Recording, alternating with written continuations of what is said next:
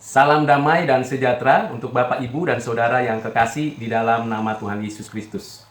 Selamat Hari Natal untuk kita sekalian. Hari ini kita kembali belajar di dalam program Berita Natal. Topik yang kita akan renungkan ialah Maria mengandung dari Roh Kudus.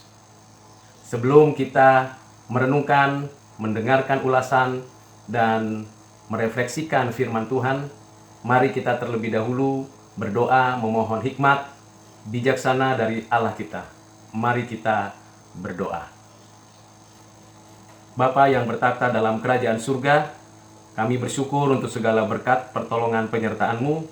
Hari ini kembali kami mau mendengarkan, merenungkan, dan merefleksikan firman-Mu di dalam program Berita Natal. Tuhan tolong sertai, pimpin setiap kami, baik hamba-Mu yang menyampaikan dan kami yang mendengarkan, agar kami memperoleh pengertian. Kiranya Roh Kudus memberi pencerahan kepada tiap-tiap kami. Terima kasih Bapa, di dalam nama Tuhan Yesus kami berdoa bersyukur. Amin. Bapak, Ibu, Saudara yang kekasih di dalam Kristus, kita tahu dan kita sudah mendengar berita Natal, berita kelahiran, khususnya kelahiran Yesus Kristus. Di dalam Injil Matius pasal 1 ayat 18 dinyatakan bahwa Maria mengandung dari Roh Kudus. Siapakah Maria? Maria adalah seorang manusia keturunan dari Daud yang tentunya sudah ditentukan untuk mengandung dari Roh Kudus, untuk mengandung dan melahirkan Yesus Kristus yang disebut sebagai Immanuel, yang menyatakan rancangan kehendak Allah di dalam sejarah penebusan.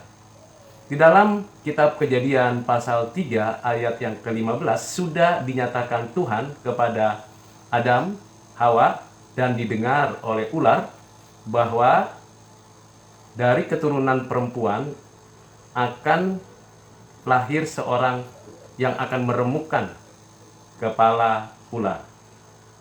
Dan pada saat yang sudah ditentukan di dalam sejarah penebusan, untuk menyatakan penggenapan apa yang sudah dinubuatkan itu dan sudah juga dinubuatkan oleh para nabi, kita membaca dari Injil Matius ini bahwa Maria mengandung dari Roh Kudus.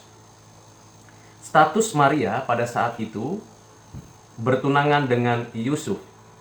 Yusuf pun seorang yang takut akan Tuhan, yang tulus hatinya. Maria mengandung sesuatu pernyataan yang tidak mudah didengar, bahkan dimengerti oleh Maria sendiri, bahkan oleh Yusuf, dan tentunya bagi kita saat ini. Mengapa? Karena Maria dan Yusuf belum menjadi pasangan suami istri, belum melakukan hubungan seksual sebagai pasangan suami istri yang diberkati oleh Tuhan. Maria dan Yusuf baru pada tahap pertunangan. Tetapi pada saat seperti itu, Maria mengandung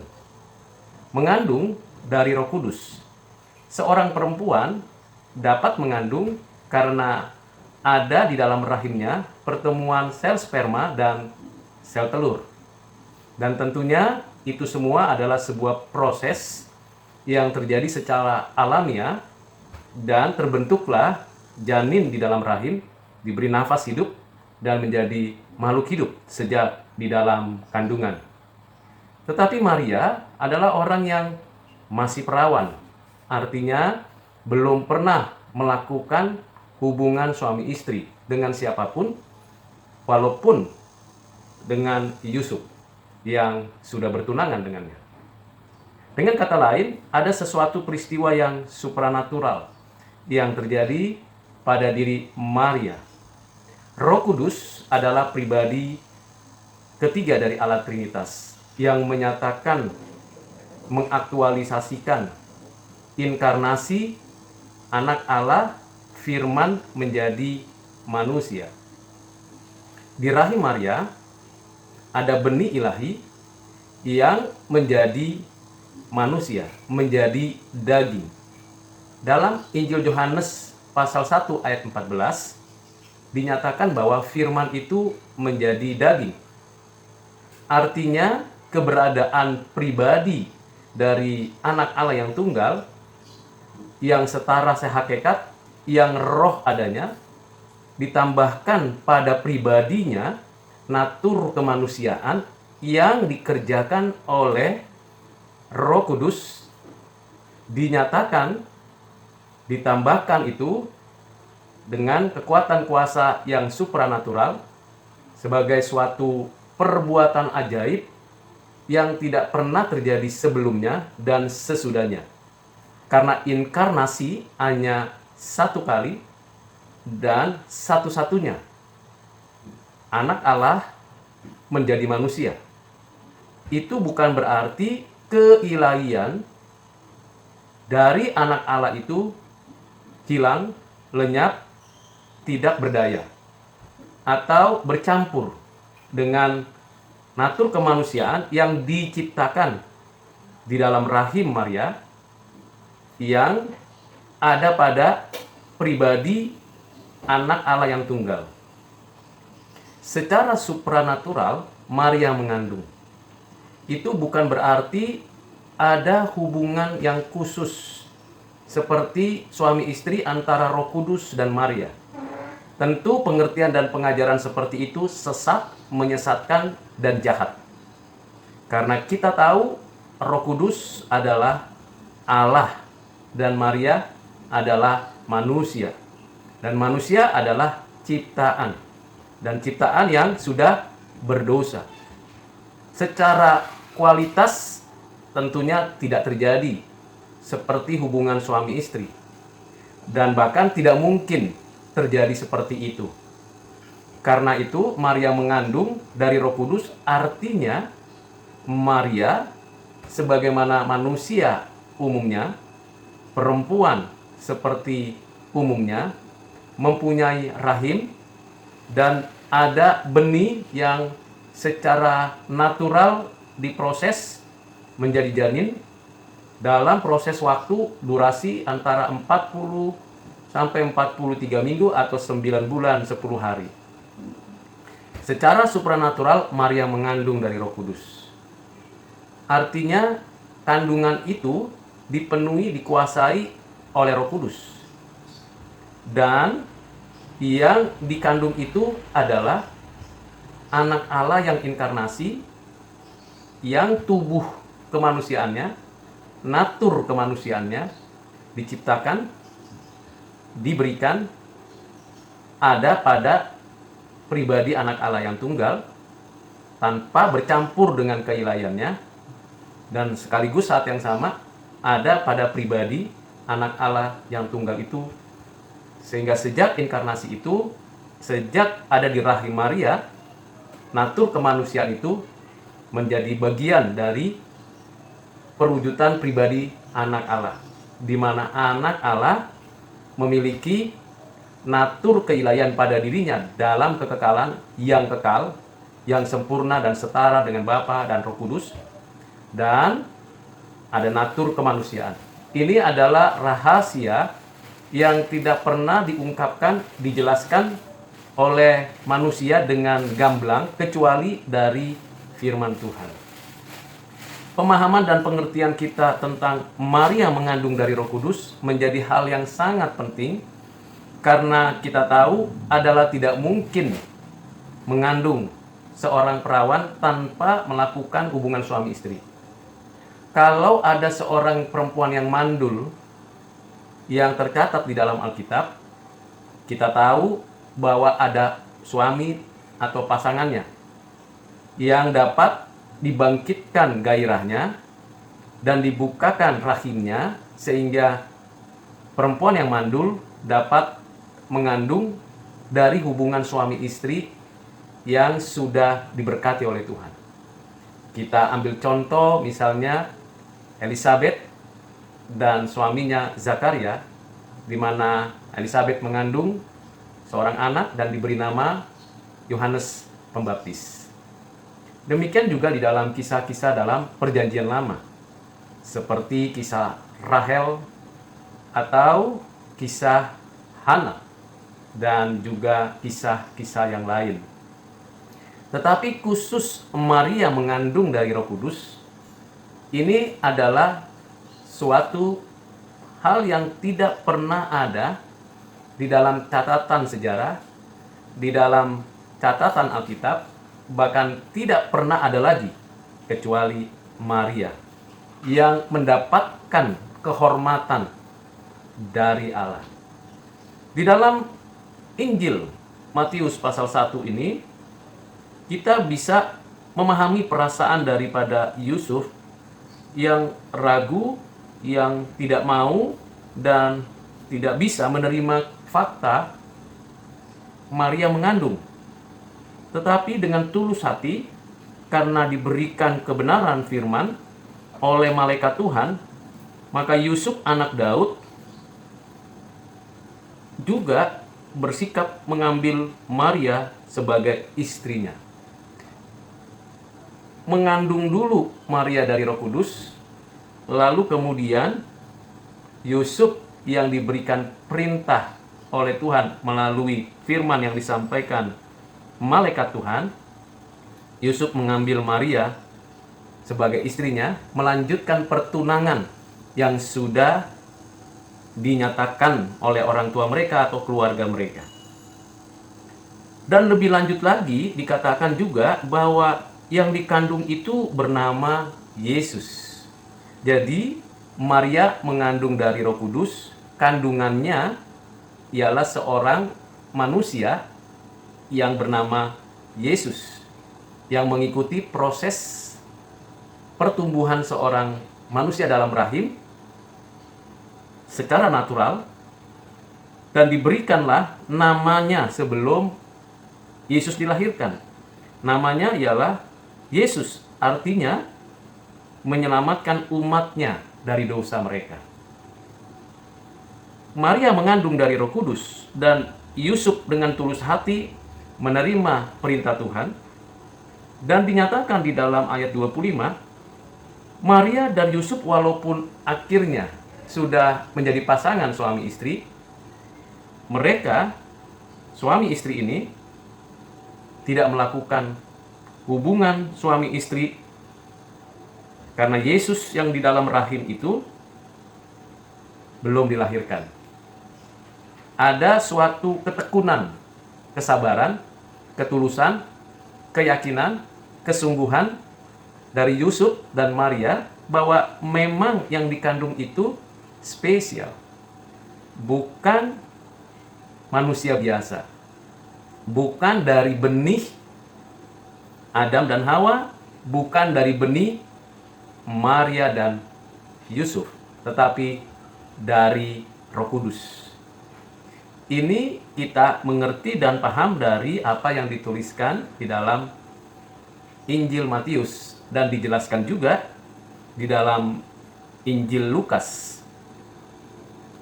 Di dalam Injil Lukas, kita bisa melihat bagaimana respon daripada Maria dan bagaimana ia mengungkapkan pujian kepada Tuhan atas apa yang dinyatakan Tuhan kepadanya. Bahkan ia mengakui bahwa Yesus yang dikandungnya adalah juru selamatnya, yang memberikan keselamatan kepadanya. Bapak Ibu Saudara yang kekasih di dalam Kristus, Maria mengandung dari Roh Kudus.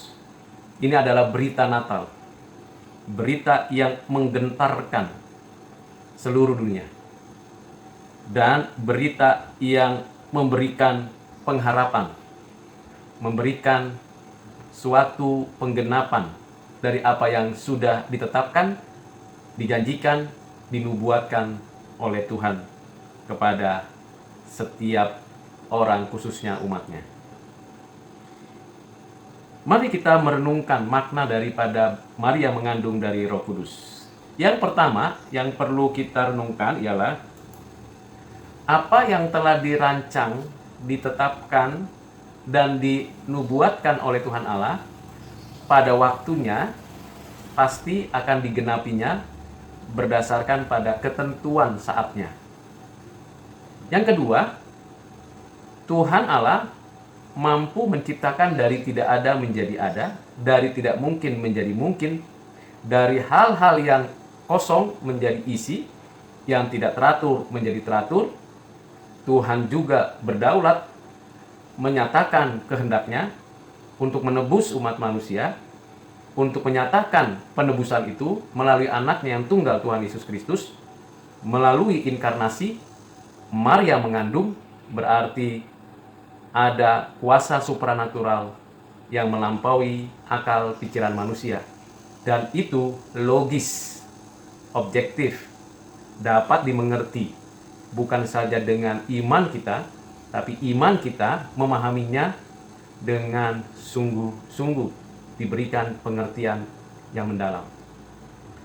Bapak Ibu Saudara yang kekasih dalam Kristus, sekalipun kita tahu Maria adalah anak keturunan dari manusia, ia juga manusia. Artinya ia juga berdosa, ia juga ciptaan, dia juga sama dengan semua perempuan yang lain. Bedanya, ia masih perawan waktu mengandung dari Roh Kudus. Bedanya, dia percaya akan apa yang dinyatakan Tuhan. Bedanya, ia mendapatkan kehormatan mengandung Yesus Kristus dari Roh Kudus. Karena itu kita sebagai orang yang percaya menghormati, menghargai Maria. Maria perempuan yang paling berbahagia di seluruh semesta alam dan dunia. Maria kita hargai, kita hormati sebagai perempuan yang penuh sukacita. Sekalipun saat yang sama kita tidak boleh menjadikan Maria sebagai pengantara, sebagai juru selamat, karena Maria sendiri pun membutuhkan juru selamat dari sang juru selamat yang dikandungnya. Ini memberikan kepada kita sebuah pengertian berita Natal. Dalam berita ini yang fokus, yang sentral bukan Marianya, tapi yang dikandung Marianya, yaitu Yesus Kristus. Dan pada waktunya, di dalam Injil Lukas dikatakan bahwa ada saat Maria akhirnya melahirkan, yaitu pada zaman Kekaisaran Agustus. Dan pada saat itu juga di wilayah daerah sekitar Yerusalem yang dikuasai oleh Herodes, yang mendengar informasi tentang kelahiran seorang raja. Maria dilahirkan di Bethlehem, wilayah Yerusalem, di dalam pemerintahan Raja Herodes, tetapi di dalam kekuasaan kerajaan Romawi. Dan Maria menjalankan perintah Tuhan itu dengan penuh sukacita. Bapak Ibu Saudara yang kekasih dalam Kristus, apa yang kita perlu renungkan dan refleksikan? Ketika Tuhan hendak menyatakan apa yang sudah dirancang, dijanjikan, dan dinubuatkan, kita punya sikap menerima, menaati, dan menjaga hidup makin lama makin kudus. Yang kedua, kita tahu kekuatan yang memungkinkan Maria menerima pernyataan Tuhan itu adalah Tuhan sendiri. Roh Kuduslah yang menaungi rahim Maria, Roh Kuduslah yang memimpin Maria dan Yusuf sehingga dapat mengikuti semua proses yang sedang terjadi, dan sampai akhirnya Yesus dilahirkan, dibesarkan, dididik, dilatih menjadi anak tukang kayu yang pada waktunya, pada momen yang sudah ditentukan, mengabarkan berita Injil, menyatakan kehendak Allah, menyatakan kerajaan Allah, dan menyerahkan nyawanya, mati menebus dosa umatnya, bangkit dari kematian, naik ke surga, duduk di sebelah kanan Allah Bapa, dan akan datang kembali. Semua itu dengan suatu apa yang Tuhan sudah rancang itu menjadi kenyataan. fakta sejarah, fakta iman yang ada di dalam hidup kita. Kiranya perenungan singkat, refleksi untuk kita merayakan Natal. Tuhan Yesus memberkati kita sekalian. Mari kita berdoa. Bapa di surga, terima kasih untuk topik Maria mengandung dari Roh Kudus. Kiranya Engkau menolong, memberi pengertian, memberi pemahaman lebih mendalam lagi makna itu sebagai berita Natal bagi kami. Kalau ada kata-kata yang kurang tepat, Engkau tarik, Engkau lepaskan dan jauhkan dari ingatan kami. Dan kalau itu kebenaran firman, kebenaran penjelasannya, biarlah itu melekat di hati setiap kami yang mendengarkannya dan merefleksikan itu di dalam hidup kami. Terima kasih Bapa, di dalam nama Tuhan Yesus kami berdoa, kami bersyukur. Amin.